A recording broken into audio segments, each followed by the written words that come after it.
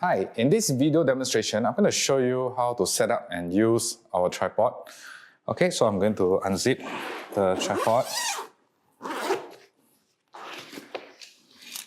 Okay, this is our tripod. The brand is Sacthler. It's a German brand. It's a very good tripod brand.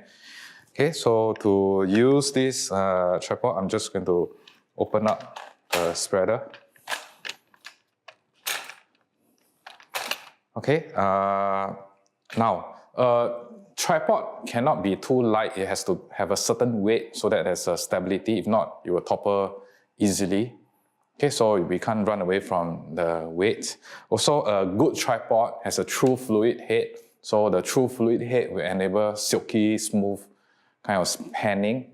Okay, later you will see for yourself. Okay, so then the next thing I'm going to do, I'm going to extend the legs. So I just need to do one twist, one twist, one twist. And then I'm going to let the gravity do its work. Okay. And then I'm just going to tighten this, tighten this, tighten this.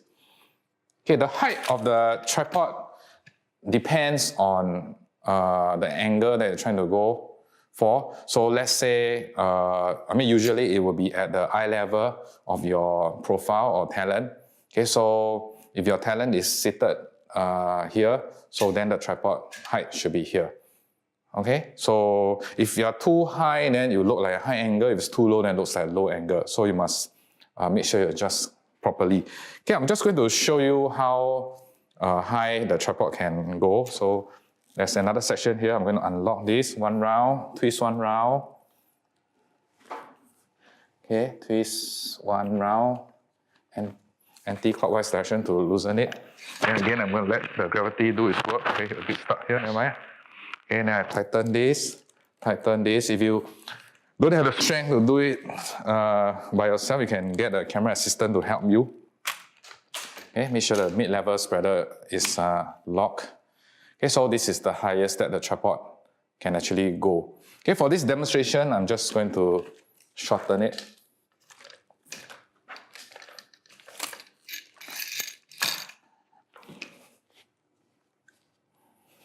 Okay, lock it. Then I'm going to set up the hand bar. Okay, this is the hand bar. Okay, the hand bar should be in the direction of the cameraman. Okay, so it's around this, around here. Okay, and then I'm going to lock it. Okay, so this is the hand bar. And then the next thing I'm going to do, I'm going to take out the base plate. Okay, so this knob here locks the base plate in place. So I'm going to loosen it, just one twist. Okay, and then press the red button and you slide towards the cameraman. Okay, so this is the base plate. You can see there's a pin and a screw. Okay, let's take a look at our Panasonic AC90 camera. You can see there are one big threaded hole here and a smaller threaded hole. So our screw is a smaller one, so it goes to the smaller threaded hole. And then the pin will go into the middle non-threaded hole. Okay, and also if you look at the base plate, you will see there's an arrow. So the arrow is pointing towards the direction of the lens, so this will help you. And lastly, we actually have color coded it. So I can see a bit of blue mark here and a red mark here. So blue goes to blue, and then red goes to red. Okay, so the base plate should flush with the battery. There's a reason why we want to do so. Okay, then you need a coin to tighten this securely. Okay, make sure it's tightened securely, if not it will drop off. Okay, then simply slide it back. Okay, and oh, by the way, there's also an arrow here. Okay, I don't know whether you can see it. There's an arrow here also. Okay, so just slide here. So all the arrow is pointing towards the direction of the lens. Okay, so for this camera, we have already tried and tested. So there's this letter M. Okay, M stands for middle. And then there's this numbering. There's this numbering over here. Okay, so M should be at 4. Okay, because we already tested it, and also of course the base plate must flush with the battery for this to work. Okay, now I'm going to lock it. Okay, to test it, okay, I'm just going to tilt forward, and then I'm making sure that it does not tilt forward. Okay, when I tilt backwards, it should not. Okay, let me just set this. Okay, let me test this again. Okay, so this is good. The reason is because of the counterbalance, which I'll explain in a while. Okay, so when the camera is perfectly balanced, it should not tilt forward by itself. Oh, actually there's a little bit, so it's a bit front heavy, so I just move it back a little bit, just a little bit.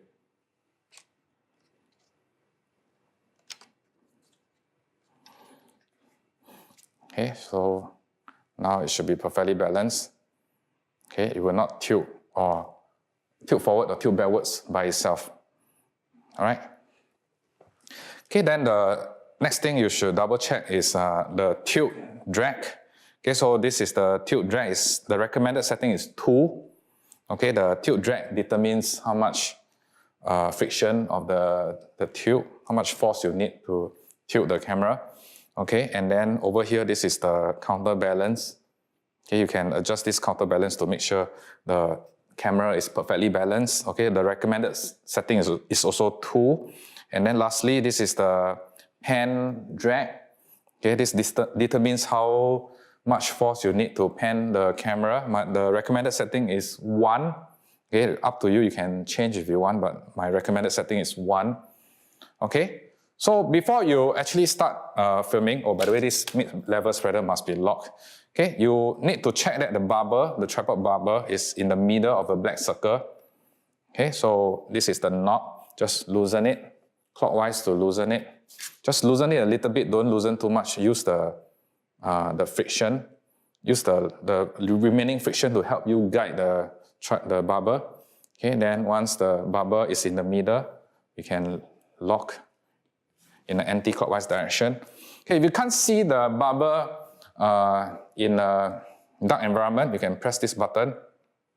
Okay, you will turn on a light to assist you to adjust the barber. Okay, when the barber is in the middle of the circle, it means that the tripod is level. Okay, so whatever we film, it will be level and straight. Okay, so